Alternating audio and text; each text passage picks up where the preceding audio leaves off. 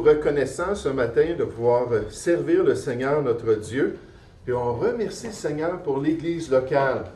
On remercie le Seigneur pour la fraternité, la communion entre frères et sœurs. On est vraiment content ce matin de débuter encore en Église cette semaine dans les voies de Dieu. J'aimerais qu'on puisse considérer ensemble un sujet très important. En fait, c'est un sujet qui est crucial dans notre marche avec Dieu. J'aimerais qu'on regarde la question de l'idolâtrie. La question de l'idolâtrie.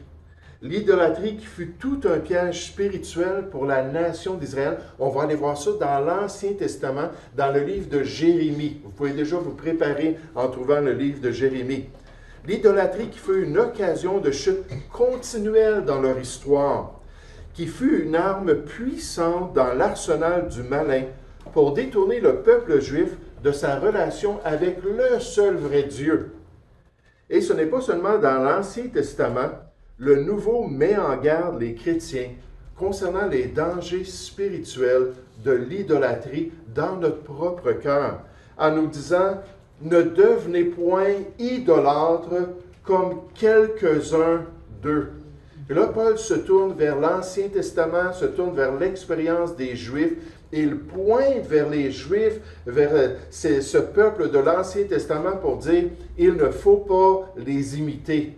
Il ne faut pas tomber dans ce péché-là comme eux l'ont fait. Puis il continue en disant à la fin du passage, « C'est pourquoi, mes bien-aimés, les chrétiens, les enfants de Dieu dans la nouvelle alliance, fuyez l'idolâtrie.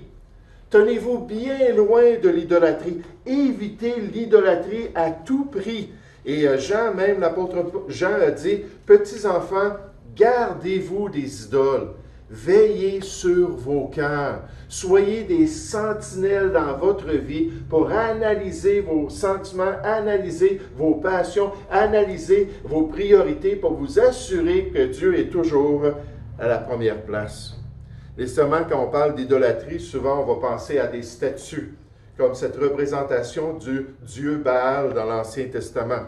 Des idoles visibles, de bois, de plantes, de pierre ou de fer, des idoles qui étaient certainement contraires au plan de Dieu et auprès desquels on devrait s'éloigner nous aussi. Dieu avait dit à Israël concernant le culte de l'Ancien Testament, il avait dit « Tu ne fixeras aucune idole de bois à côté de l'autel que tu élèveras à l'Éternel ton Dieu.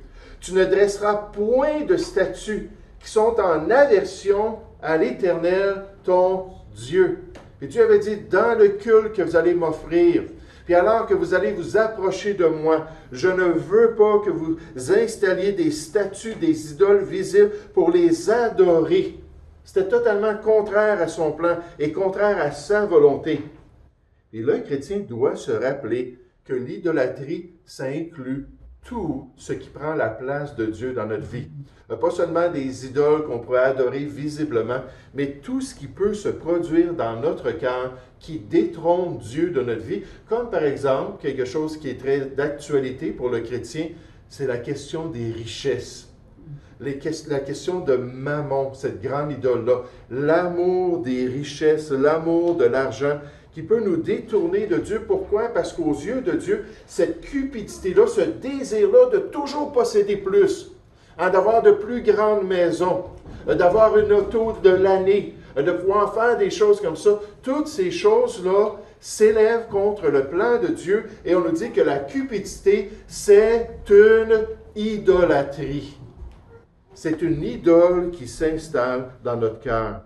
Comme tant d'autres éléments qui peuvent s'attacher à notre cœur pour prendre la place de Dieu et pour nous priver d'une vraie dévotion envers Dieu et d'un vrai amour. Donc, ce matin, on va se tourner vers le peuple d'Israël.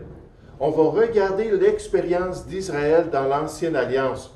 Et là, on va se concentrer sur des idoles visibles, des idoles concrètes. Et j'aimerais qu'on puisse considérer Israël qui, dans notre contexte de ce qu'on va voir, a été même puni à cause de son idolâtrie. C'était le grand péché du peuple juif. Puis à un moment donné, Dieu a dit, c'est assez. J'envoie les Babyloniens. J'envoie cette armée-là avec Nebuchadnezzar détruire votre pays. Puis c'est ce qu'il a fait à l'époque de Jérémie. Et il y a des Juifs qui ont survécu, et même qu'on a laissé en terre promise et qui n'ont pas eu besoin de s'en aller en captivité à Babylone. Et pour plusieurs de ces Juifs-là, ils ont décidé de s'en aller en Égypte. Ils ont dit, on va s'en aller en Égypte, puis là-bas, au moins, les Babyloniens ne nous viendront pas nous envahir à nouveau. Et quand ils sont partis pour l'Égypte, c'est le contexte de notre passage ce matin qu'on va regarder, ils ont amené avec eux un prophète. Ils l'ont forcé à les suivre. Et ce prophète-là, c'est le prophète Jérémie. Donc ce matin, j'aimerais qu'on puisse regarder cela et qu'on puisse considérer cette réalité-là, alors que ces gens-là qui ont été punis à cause de leur idolâtrie, à cause de tout ce qu'ils avaient fait à travers toute leur histoire, Dieu leur avait dit en terre promise, je ne veux pas que vous adoriez des idoles. Et ce peuple-là qui survit, qui s'en va en Égypte, et qu'est-ce que Jérémie forçait à les accompagner, s'aperçoit, c'est qu'en Égypte, il révèle qu'ils adorent la reine du ciel. Ils adorent la reine du ciel. Jérémie chapitre 44 ce matin. J'aimerais vous encourager à tourner dans ce passage-là. Qu'est-ce qu'on sait concernant la reine du ciel? Quelles informations avons-nous sur le culte qui était offert à cette idole? La reine du ciel se nommait Astarté. Puis là, peut-être pour certains d'entre vous, vous vous rappelez de cela. Elle était l'associée dans les divinités à un dieu très populaire en Canaan qui s'appelait Baal. Astarté, Baal, on voit souvent ça qui revient ensemble. En fait, on parle de Baal à plus de 50 reprises dans l'Ancien Testament. Dès le moment où Israël est rentré en captivité avec Josué, et que Josué et les anciens de son époque sont partis, tout de suite, le peuple d'Israël a commencé à adorer Baal. Ça a duré pendant toute son histoire, jusqu'à temps qu'il s'en aille en captivité. Qu'est-ce qu'on sait concernant le culte d'Astarté? Elle était la déesse de l'amour. Puis Astarté, son culte, c'était un culte qui était très sensuel et très pervers. Mais nécessairement, c'était un culte qui plaisait beaucoup à Israël parce qu'ils ont toujours lutté. C'était un culte cananéen, un culte dans la terre promise, en Palestine, que Dieu avait dit, je ne veux pas que vous adoriez ces dieux-là. Et c'est un culte qui a été une occasion de chute continuelle, une passion spirituelle puis une prostitution pour le peuple d'Israël. Donc, Jérémie, chapitre 44. Jérémie, chapitre 44. Jérémie a été amené par ce reste-là. Ils l'ont forcé d'aller en Égypte. Puis ils s'aperçoivent qu'ils sont encore idolâtres et qu'ils adorent une des grandes idoles de Canaan. Il leur dit, c'est mauvais ce que vous faites. Regardez leur réaction au verset 17. Jérémie 44 au verset 17.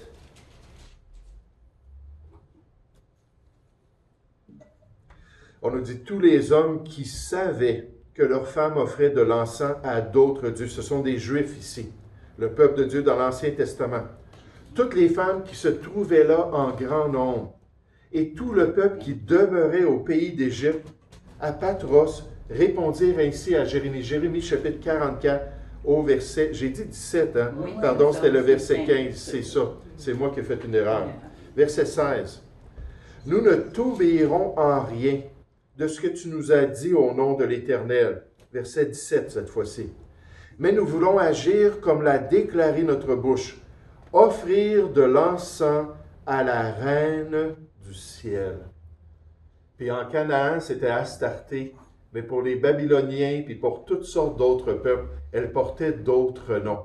Puis il y a toute cette prostitution-là qu'on voit même dans le livre de l'Apocalypse, au chapitre 18, cet esprit de prostitution qui est lié à travers l'histoire à l'adoration de la reine du ciel.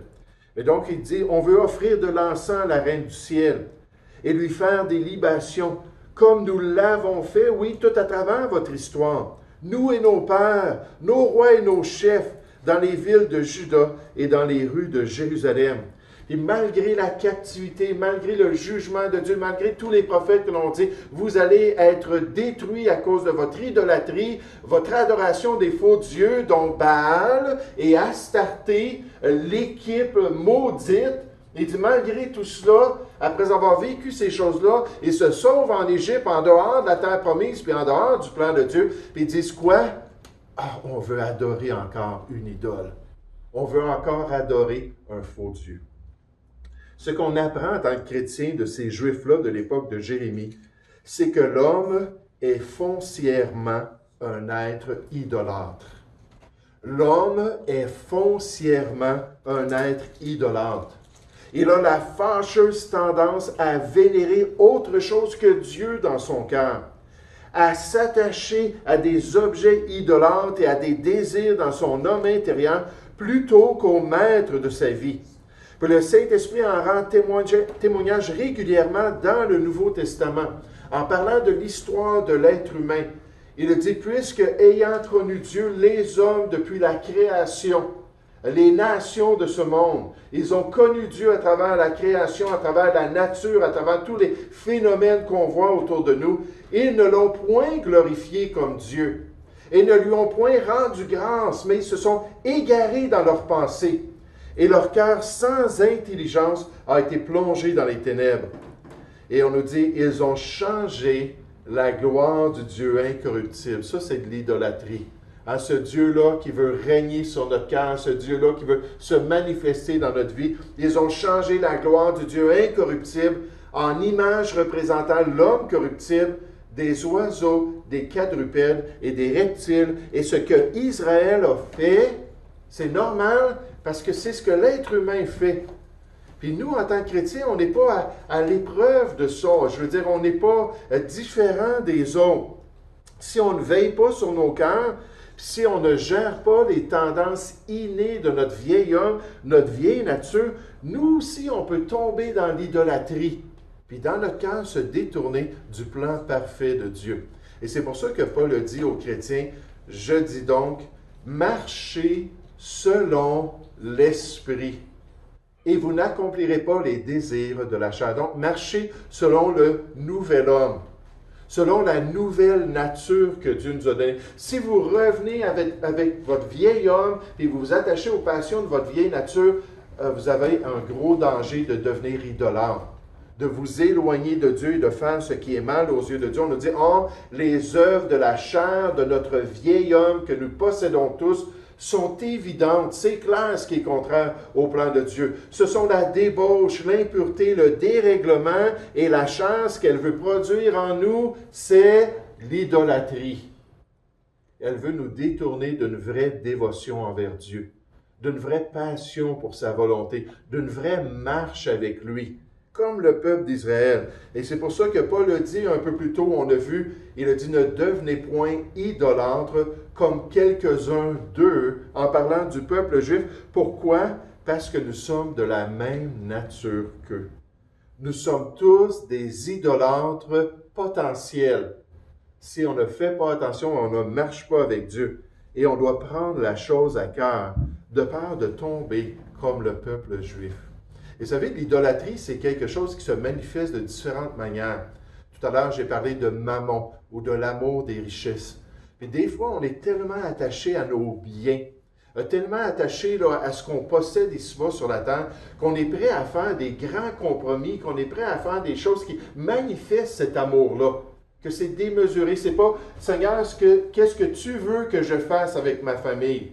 Qu'est-ce que tu veux que je fasse avec ma vie? Qu'est-ce que tu veux que je fasse dans tes voies? Non, c'est qu'est-ce que je peux perdre à abandonner ces choses-là? Qu'est-ce que je peux perdre à mettre de côté ces passions-là? Un jour, il y avait deux chrétiens qui étaient ensemble et ils partageaient un petit peu leurs difficultés dans les voies du Seigneur. Ils s'ouvraient les uns aux autres, ils confessaient les tendances de leur cœur.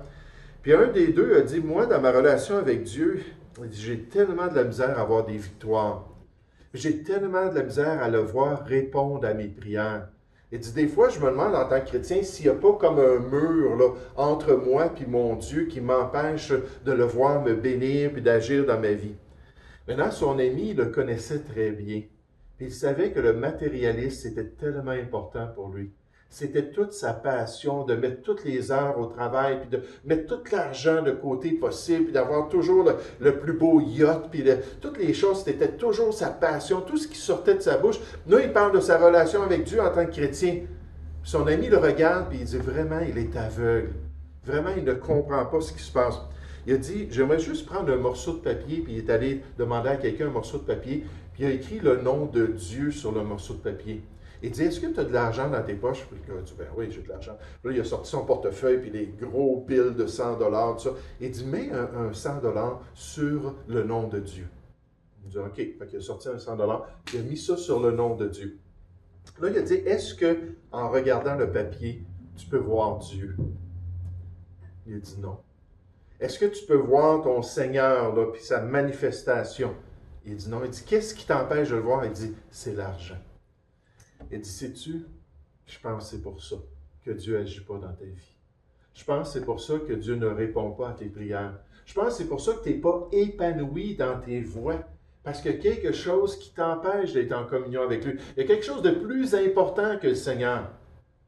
Et Dieu a agi, juste cette petite image-là d'un 100 $ sur un nom écrit sur un bout de papier, il a agi par cela pour travailler dans le cœur de cette personne-là. Pour s'apercevoir que l'argent en tant que tel, c'est pas mauvais. 1 Timothée 6,16, ça dit à ceux qui sont riches parmi les chrétiens, bien, soyez généreux et utilisez bien l'argent. C'est un outil entre les mains de Dieu. Des Abraham, puis des David, puis des Salomon, il y en a toujours eu dans le plan de Dieu. Il dit, utilisez cela pour Dieu, mais que l'argent, ça ne soit pas votre source de confiance. Que l'argent, ça ne soit pas la passion de votre cœur. Puis toutes ces choses-là nous rappellent qu'il faut veiller sur nous-mêmes. On parle de l'argent, peut-être c'est la santé, peut-être c'est la popularité, peut-être c'est le progrès d'avoir une nouvelle position au travail. Peut-être c'est de suivre le courant du siècle présent, puis pas pareil comme des gens étranges là, parce que je suis chrétien puis j'ai des valeurs. Puis je suis mieux de me taire puis de mettre ces choses-là de côté. N'importe quoi qui nous détourne de Dieu et de sa volonté, ça peut être une idole. Et quand on a une idole, bien souvent on va se confier. Pour Astarté, la reine du ciel, elle donnait un espoir qui était faux au peuple d'Israël.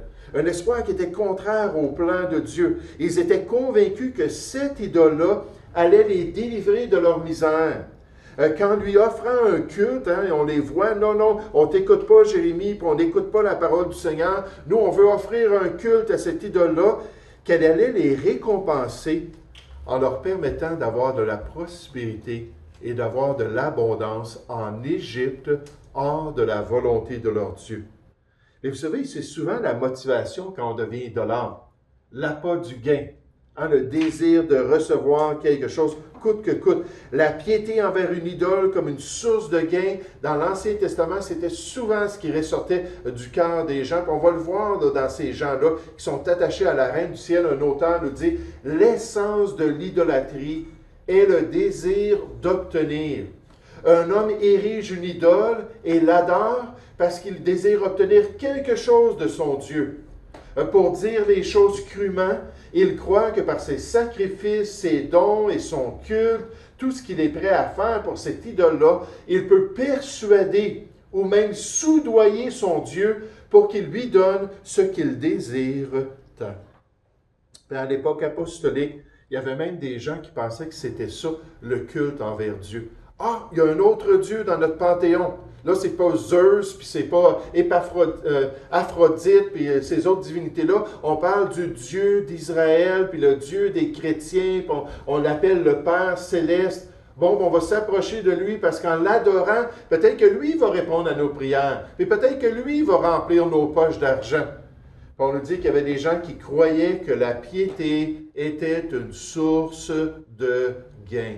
Pourquoi est-ce que j'adore? Pourquoi est-ce que je vais à l'église en ma BA à chaque dimanche matin? Je vais assister à l'église, puis toute la semaine, je vais être béni par mon Dieu. Je vais avoir du succès au travail, je vais avoir du succès dans ma famille, je vais avoir du succès dans ma santé. Puis c'est comme si on pense qu'on mange de service.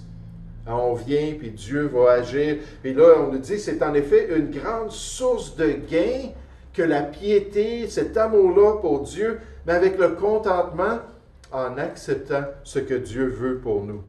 Parce que le Seigneur n'est pas à notre service. Il veut qu'on ait de la piété pour lui parce qu'il veut une relation avec ses enfants. Il veut qu'on comprenne que notre culte est raisonnable et qu'en toute chose, il est digne de notre vénération et de notre marche dans les voies du Seigneur. Mais pour le peuple juif, ce n'était pas leur motivation. Regardez le verset 16 à nouveau. Là, j'espère que je ne me suis pas trompé dans la référence. Verset 16. Et là, Jérémie leur dit ça, c'est mal ce que vous faites, c'est le grand péché d'Israël. Ils disent, nous ne t'obéirons en rien de ce que tu nous as dit au nom de l'Éternel.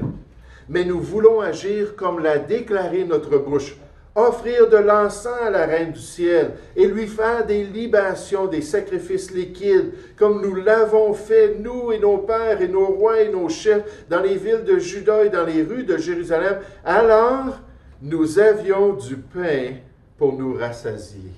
C'était elle, quand on était en terre promise, qui prenait soin de nous. C'était elle qui donnait l'abondance. C'était elle qui nous bénissait. Nous étions heureux et nous n'éprouvions point de malheur. Et depuis que nous avons cessé d'offrir de l'encens à la Reine du ciel et de lui faire des libations, nous avons manqué de tout. On a vécu la captivité, nos récoltes ont été détruites, nos villes ont été brûlées. Là, on est devenus comme des esclaves, des païens. Et il dit pourquoi? Parce qu'on s'est détourné de la grande idole. On s'est détourné de sa bénédiction et de lui faire des libations. Nous avons manqué de tout et nous avons été consumés par l'épée et par la famine. D'ailleurs, lorsque nous offrons de l'encens à la Reine du ciel et que nous lui faisons des libations, est-ce sans la volonté de nos maris? Aïe, aïe, aïe. Quand les maris ne sont pas capables d'avoir des convictions et se tenir debout pour le bien. Au moins, de respecter leur mari et son autorité, n'est-ce pas? Mais est-ce à la volonté de nos maris que nous lui préparons des gâteaux pour l'honorer et que nous lui faisons des libations? Et on dit, on doit absolument adorer cette divinité-là. Puis là, les choses vont redevenir normales. Là, on va avoir la bénédiction. Puis quand on est dans l'erreur, puis dans l'idolâtrie, puis on n'a pas la perspective biblique, puis on ne connaît pas qui est vraiment le Seigneur, puis qu'est-ce qu'on doit faire pour plaire à Dieu, c'est tellement facile de se développer une religion, se développer une perspective qui est fausse et se confier en ça. Puis quand on dit non, c'est pas ça la vérité, puis c'est pas ça que tu dois croire, puis c'est pas ça le salut en Jésus-Christ, là les gens réagissent. Parce qu'ils ont mis toute leur confiance. Je veux juste penser en ce moment à notre société, les autorités, puis ainsi de suite. Il y a des gens qui se confient dans tout ce que les autorités ont à dire. Puis là, qu'on leur dise, non, il y a des erreurs, puis il y a des choses qui ne sont pas exactes, puis il y a même des choses qui sont mauvaises pour nous. Les gens, la plupart, ne veulent rien savoir de ça. C'est quasiment leur religion. Hein, c'est le gouvernement, puis les scientifiques, puis les autorités qui vont les sauver, qui sont prêts à croire. Mais Dieu nous dit, non, ce n'est pas l'idolâtrie la solution. Ce n'est pas ça qu'on doit croire. Une des raisons pour la popularité du culte de Baal en terre promise, c'était que Baal était le dieu de la terre. Hein, pour les païens, les 7 nations qui habitaient là en Canaan, Baal, là, c'était lui qui donnait l'abondance. C'est lui qui donnait la fertilité. C'est lui qui produisait les récoltes. Et quand les adorateurs venaient se prosterner devant lui, puis lui demander de bénir, puis offrir tout ce qu'ils pouvaient, même offrir leurs enfants en sacrifice. Il y a des gens ça ne leur dérange pas d'offrir leurs enfants si ça peut leur donner plus d'abondance. Dans ce culte-là qui était offert même à Moloch, mais Baal, c'était la même chose. On disait aux adorateurs d'amener un nouveau-né pour qu'ils puissent le mettre sur une statue enflammée, qu'il puisse mourir, qu'on puisse le prendre, puis ensuite aller l'enterrer dans les fondements de la maison. Puis là, Baal ou Moloch ou une autre divinité, là, ils allaient protéger la maison, donner de la prospérité, être prêts à faire n'importe quoi, des cultes qui étaient meurtriers, qui étaient criminels aux yeux de Dieu pour un gain personnel, pour avoir de l'abondance. Et si c'était offert, à ce moment-là, tout allait bien aller. Puis nécessairement, ce n'était pas du tout le plan de Dieu. Dans Ézéchiel, envers cette pratique-là, Dieu a dit, tu as pris tes fils et tes filles en imaginant une relation avec le peuple juif, comme si les Juifs étaient son épouse au Seigneur. Il dit, tu as pris tes fils et tes filles que tu m'avais enfantés et tu les as sacrifiés pour qu'ils leur servent d'aliment à ces idoles-là. N'était-ce pas assez de tes prostitutions, de ton idolâtrie? Tu as égorgé mes fils et tu les as donnés en les faisant passer par le feu en mon honneur. Et c'était un culte qui était totalement abominable au seul vrai Dieu. Et c'est pour ça que le Seigneur a dû punir son peuple, qu'il a dû envoyer un châtiment. Puis c'est toujours ça, Dieu veut notre cœur. Dieu veut notre passion, notre vénération. Puis quand on a une fausse religion, quand on est idolâtre, puis il agit dans notre vie, comme avec le peuple d'Israël, à un moment donné, il peut agir plus sévèrement pour avoir notre attention, pour pouvoir nous ramener dans ses voies. Et c'était des gens qui avaient récolté ce qu'ils devaient, ce qu'ils avaient semé et qui allaient récolter ce qu'ils avaient semé. Ces Juifs de l'époque de Jérémie qui avaient survécu à l'invasion babylonienne en terre promise allaient mourir en Égypte aux mains des mêmes Babyloniens. Dieu dit, les Babyloniens, là, ce sont mes instruments pour ma justice et pour ma colère. Et comme j'ai agi en terre promise, de la même manière, je vais agir même en Égypte. Ça ne me dérange pas où vous êtes, ça ne me dérange pas à quel endroit vous vous placez dans votre idolâtrie. Dieu est prêt à agir même là dans notre vie. Pourquoi? Parce qu'on ne se moque pas de Dieu. Ce qu'un homme aura semé, il le moissonnera aussi. Comme ces Juifs, comme le restant de l'humanité, lorsqu'on fait les mauvais choix, lorsqu'on est obstiné à faire ce qui est mal aux yeux de Dieu, à un moment donné, la récolte va venir et Dieu va se manifester. Regardez dans notre texte en terminant au verset 20. Encore une fois, Jérémie chapitre 44 au verset 20. On dit, Jérémie dit alors à tout le peuple, aux hommes, aux femmes et à tous ceux qui lui avaient donné cette réponse, on ne veut pas du plan de Dieu, on ne veut pas écouter l'Éternel, le roi de la terre, on veut suivre la reine du ciel et lui offrir un culte. On veut vivre dans l'idolâtrie. Donc il dit à toutes ces personnes qui lui ont donné cette réponse, l'Éternel ne s'est-il pas rappelé? N'a-t-il pas eu à la pensée l'encens que vous avez brûlé dans les villes de Juda et dans les rues de Jérusalem, vous et vos pères, vos rois et vos chefs et le peuple du pays? Oui, effectivement, c'est pour ça qu'il vous a jugé. L'Éternel n'a pas pu le supporter davantage à cause de la méchanceté de vos actions, à cause des abominations que vous avez commises, et votre pays est devenu une ruine, un désert, un objet de malédiction. Comme on le voit aujourd'hui, n'êtes-vous pas capable d'apprendre de ces choses, de comprendre pourquoi c'était mauvais cette conduite-là? C'est parce que vous avez brûlé de l'encens et péché contre l'Éternel, parce que vous n'avez pas écouté la voix de l'Éternel et que vous n'avez pas observé sa loi, ses ordonnances et ses préceptes, les commandements de Dieu. C'est pour cela que ces malheurs vous sont arrivés, comme on le voit aujourd'hui. Pensez, rentrez en vous-même, réfléchissez. Jérémie dit encore à tout le peuple et à toutes les femmes, écoutez la parole de l'Éternel, vous tous de Juda, qui êtes au pays d'Égypte. Ainsi parle l'Éternel des armées, le Dieu d'Israël. Vous et vos femmes, vous avez déclaré de vos bouches et exécuté de vos mains ce que vous dites. Nous voulons accomplir les vœux que nous avons faits, offrir de l'encens à la reine du ciel, cette idole de Canaan, et lui faire des libations. Maintenant que vous avez accompli vos vœux et exécuté vos promesses, écoutez la parole de l'Éternel, vous tous de Juda, qui demeurez au pays d'Égypte. Voici, je le jure par mon grand nom, dit l'Éternel, mon nom ne sera plus invoqué par la bouche d'aucun homme de Juda, et dans tout le pays d'Égypte, aucun ne dira, le Seigneur, l'Éternel est vivant. Voici, je veillerai sur eux pour faire du mal et non du bien. Et tous les hommes de Juda qui sont dans le pays d'Égypte seront consumés par l'épée, par la famine, jusqu'à ce qu'ils soient exterminés. Ceux en petit nombre qui échapperont à l'épée retourneront du pays d'Égypte au pays de Juda. Mais tout le reste de Juda, tous ceux qui sont venus au pays d'Égypte pour y demeurer, seront, si c'est ma parole ou la leur, qui s'accomplira. Parce que qu'est-ce qu'ils ont dit? Jérémie a dit, suivez Dieu, obéissez à ses commandements, il est le seul vrai Dieu digne de votre vie. Ouvrez votre cœur à votre Père céleste, ayez une bonne relation avec lui. Puis Puis en retour, eux, ils ont dit non, c'est cette idole-là, Astarté, la reine du ciel que nous aimons. C'est cette religion-là à laquelle nous nous attachons. Et si on l'adore, puis si on fait ces libations-là, puis on lui offre peut-être même nos enfants en sacrifice, au moins Baal, son copain, c'est ce qu'il demande. Si on fait cela, puis on est prêt à payer le prix, puis à ruiner notre famille, il dit, si on fait cela, on va avoir la bénédiction. Fait que là, Dieu dit, mais vous allez voir, est-ce que ça va être la bénédiction en adorant cette idole-là, ou est-ce que ça va être ma malédiction qui va vous frapper? Là, vous allez voir si vos paroles sont vraies ou non. Vous allez voir pratiquement si je vais agir comme cela ou non. Verset 29, pardon.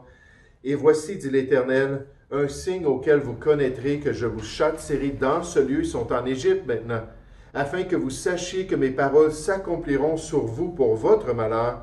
Ainsi parle l'Éternel, voici, je livrerai Pharaon Hophra, roi d'Égypte, entre les mains de ses ennemis. » Donc, vous êtes venus vous confier en Égypte, et vous confier dans les Égyptiens, dans ce Pharaon-là, je vais le livrer à Nebuchadnezzar, entre les mains de ceux qui en veulent à sa vie, comme j'ai livré Sédécias, roi de Juda, entre les mains de Nebuchadnezzar, roi de Babylone, son ennemi, qui en voulait à sa vie. Oh, Dieu aime son peuple. Puis Dieu veut une relation avec son peuple. Il veut qu'il fasse ce qui est bien à ses yeux, qu'il se soumette à sa parole, qu'il mette en pratique les Écritures, qu'il marche fidèlement dans ses voies, tout en rejetant le mal. Puis nous, en tant que chrétiens, Dieu dit, veillez, puis fuyez l'idolâtrie. Gardez-vous des idoles dans votre vie, que ce soit l'avarice, que ce soit l'égoïsme. Une des grandes idoles qui est très encouragée, c'est le moi. Hein, qu'est-ce que toi tu aimes? Puis qu'est-ce que toi tu veux faire? Puis qu'est-ce qui te plaît? Puis il n'y a rien de mauvais avec ça quand ça ne s'élève pas contre la volonté de Dieu. Quand ce n'est pas contraire à la révélation de la parole de Dieu. Puis d'être prêt à renoncer à cette idole qui veut contrôler mon cœur. Et d'être prêt à vivre d'une manière qui le glorifie et d'accomplir son plan grâce à une relation avec lui. Vous dites, oui, mais c'est facile d'être idolâtre, c'est facile de ne pas toujours penser à Dieu, puis toujours dire, Seigneur, que veux-tu que je fasse, puis avoir de bonnes priorités, parce que c'est dans ma nature même. Mais Dieu a pourvu pour cela. Il nous dit que sa divine puissance, la puissance même de notre Dieu, qui est là, qui est présent dans notre vie, nous a donné tout ce qui contribue à la vie et à la piété, à une marche qui plaît au Seigneur, en nouveauté de vie, au moyen de la connaissance. Est-ce que vous avez la vie éternelle? Est-ce que vous êtes sauvés ce matin? La vie éternelle, c'est qu'on puisse connaître le seul vrai Dieu. Jean 17,3 nous dit ça, et qu'on puisse connaître celui qui l'a envoyé, Jésus-Christ. Est-ce qu'on peut dire qu'on a une expérience de Dieu dans notre cœur? Une expérience de Jésus-Christ dans notre vie? Si c'est le cas, avec cette connaissance-là de celui qui nous a appelés par sa propre gloire, par sa vertu, vient la puissance de Dieu. Vient cette capacité en toutes choses. Comme notre sœur l'a mentionné, je puis tout par celui qui me fortifie, puisqu'il est dans ma vie. Et si vous dites, mais je ne suis pas capable de vivre la vie chrétienne, peut-être c'est parce que vous n'êtes pas dans cette relation-là, c'est vital. C'est un incontournable. Ça prend Jésus dans mon cœur pour pouvoir vivre pour Jésus. Ça prend Dieu dans ma vie par le salut pour pouvoir accomplir la volonté de Dieu. Sinon, tout est fade. Ma mère, avant d'accepter le Seigneur, avant de finalement comprendre le salut, avait fait une profession de foi. Elle avait prié avec un pasteur. Et pendant 2 ans de temps, là, elle vivait exactement comme avant cette prière-là. Il n'y avait rien qui avait changé. Moi, je t'ai sauvé, puis j'avais entendu ça, j'étais excité. Hey, je suis ton frère maintenant dans le Seigneur, t'es ma mère, mais je suis ton frère quand même en Jésus-Christ. Puis, c'est quoi ça? Puis tu dis, hey, ben, on va aller à l'église, puis on va écouter la parole de Dieu, puis regarde, on va suivre un plan de lecture, puis on va lire la parole de Dieu, on va grandir dans les voies de Dieu, on va parler de notre foi aux gens. Ça ne m'intéresse pas. Il n'y a rien qui avait changé. La seule chose, c'est qu'on avait tellement des bonnes cuisinières à l'église que quand il y avait des grandes réunions spéciales, elles venaient parce que c'était vraiment un buffet extraordinaire. Mais elle entendait les choses, puis elle voyait les gens, puis elle disait, moi, là, c'est pas ma vie, ça. Puis à un moment donné, le pasteur lui a parlé. Puis là, il a mis le doigt sur le fait qu'elle ne comprenait pas qu'elle était pécheur. Elle ne comprenait pas qu'elle était une pécheresse devant Dieu.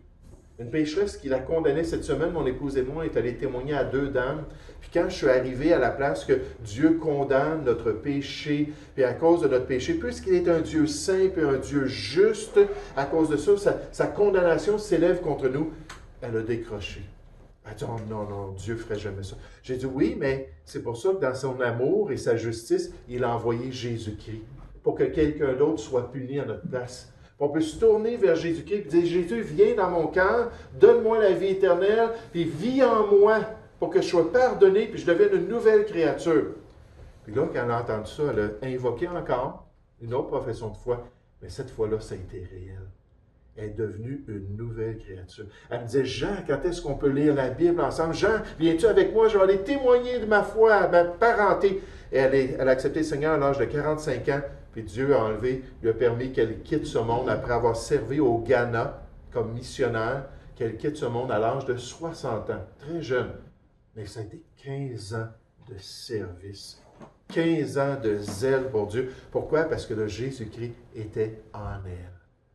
Oh, Dieu ne veut pas qu'on ait toutes sortes d'idoles. Il veut que ce soit nous-mêmes, lui-même plutôt, qui soit assis sur notre trône et dans notre vie. Pour Israël, ils avaient adopté les cultes de la terre promise, que Dieu avait dit, non, vous n'adorerez pas ces dieux-là. Tout à travers de l'histoire, c'est le grand péché du peuple juif. Et ce n'est pas étonnant parce que c'est notre nature. C'est tellement facile de nous attacher à autre chose que le plan de Dieu. Pour Israël, ça leur donnait un espoir. En faisant cette religion-là, en suivant ces dogmes-là, en offrant ces sacrifices-là, la reine du ciel, son chum s'appelle Baal, puis c'est lui qui est le Dieu de la prospérité. Hein? Puis là, après tout, c'est ça que je veux, la prospérité. Vous savez, aujourd'hui, il y a du monde qui pense que Dieu, le Dieu des chrétiens, c'est le Dieu de la prospérité. C'est pour ça qu'on adore Dieu, parce qu'on veut devenir millionnaire. Hein? Dieu va nous donner tout ce qu'on veut en abondance. Et ils avaient mis leur espoir dans une divinité fausse. Et finalement, le jugement s'est abattu sur eux. Jérémie leur a dit, Dieu va encore vous frapper. Pour les mêmes péchés, vous ne vous êtes jamais repenti, vous n'avez jamais appris la leçon. Et Dieu, c'est un Dieu qui est bon, mais là, c'est le temps. Et finalement, Nebuchadnezzar est venu en Égypte et il a détruit le royaume de l'Égypte. Et la plupart de ces gens-là sont morts, ces Juifs-là, avec les Égyptiens. Et pour quelques-uns, Dieu a permis qu'ils puissent revenir en terre promise, comme il a permis que de Babylone aussi, il y a des rescapés qui reviennent en terre promise. Des fois, c'est dur à prendre la leçon, n'est-ce pas? Dieu doit agir, puis agir, puis agir, mais il veut qu'on s'examine nous-mêmes. Si nous nous jugions nous-mêmes, nous ne serions pas jugés par Dieu. Dieu n'aurait pas besoin d'agir et d'avoir notre attention parce qu'on est déjà sensible, on est déjà en train de faire une rétrospective quotidienne. Bon, est-ce que je marche vraiment comme tu veux, Seigneur? Est-ce que j'accomplis vraiment ta volonté? Puis quand on fait ça, bien, Dieu, son esprit est là et dit, ah ben attends, tu pensais à ça? Ah ben regarde comme je suis fier de toi. Hey, c'est bon, lâche pas, continue. Hein, ça, c'est vraiment quelque chose qui me glorifie dans ta vie. Et Dieu est capable d'agir et de nous permettre d'accomplir son plan. Nous allons prier ensemble. Oui, Père Céleste, tu es bon. Seigneur, tu es amour. Tu es patient. Tu uses de patience envers les gens de ce monde. Pour tes enfants, Seigneur, tu les aimes parfaitement. Mais dans ton amour, Seigneur, comme un bon Père, tu sais châtier tes enfants qui t'appartiennent. Et Père Céleste, on voit ce matin que le peuple d'Israël avait une grande faiblesse, une faille majeure dans leur vie, c'était l'idolâtrie. Et Père Céleste, alors qu'on considère que l'idolâtrie, c'est un des péchés attachés à notre vieille nature, on te prie, Père, que tu puisses vraiment nous aider à veiller, nous aider à marcher étroitement avec toi, que tu puisses nous éclairer sur les domaines où on préfère autre chose que toi, que ce soit la popularité, Seigneur, que ce soit peut-être les compromis pour avoir une meilleure position au travail, des choix même qui peuvent mettre en danger notre santé ou mettre en danger nos familles, parce qu'on sait que c'est ce qu'on doit faire pour être un bon citoyen. Oh, dans toutes ces choses, Seigneur, que tu puisses nous aider à nous examiner nous-mêmes, à être prêts, Seigneur, à grandir. Ta parole nous pousse toujours vers l'avant. Ton amour nous motive toujours à grandir dans tes voies. Et Seigneur, à pouvoir être pleinement remplis de toi. Père, comme tu dis dans les Écritures, ne vous enivrez pas de vin. Éphésiens 5, 18. Soyez au contraire remplis de la personne de Dieu, remplis de son Saint-Esprit. Et peut-être qu'on permet à l'Esprit de Dieu de nous remplir à 80%, puis on laisse d'autres choses régner aussi sur notre cœur, comme la boisson ou comme d'autres stupéfiants ou d'autres pratiques ou d'autres dépendances. Mais à travers tout cela, Seigneur, guide-nous par ton Saint-Esprit pour nous aider à nous ouvrir entièrement à toi et à te permettre, Seigneur, d'agir dans notre vie. Merci que tu as donné ton propre Fils. Merci que tu as sacrifié celui en qui tu avais mis toute ton affection, ton Fils bien-aimé, ton Fils unique. Et merci qu'il a tout accompli sur la croix. Et le salut maintenant, c'est un cadeau gratuit qu'on peut recevoir aujourd'hui parce que c'est aujourd'hui le jour du salut. Mais la vie chrétienne, Seigneur, c'est quelque chose qu'on doit faire par ta grâce et pour ta gloire. Aide-nous à marcher fidèlement dans tes voies. Guide-nous cette semaine dans toutes nos décisions. Puis aide-nous à toujours chercher ta face et à te glorifier en toutes choses. Seigneur, je te prie, au nom du Seigneur Jésus. Amen.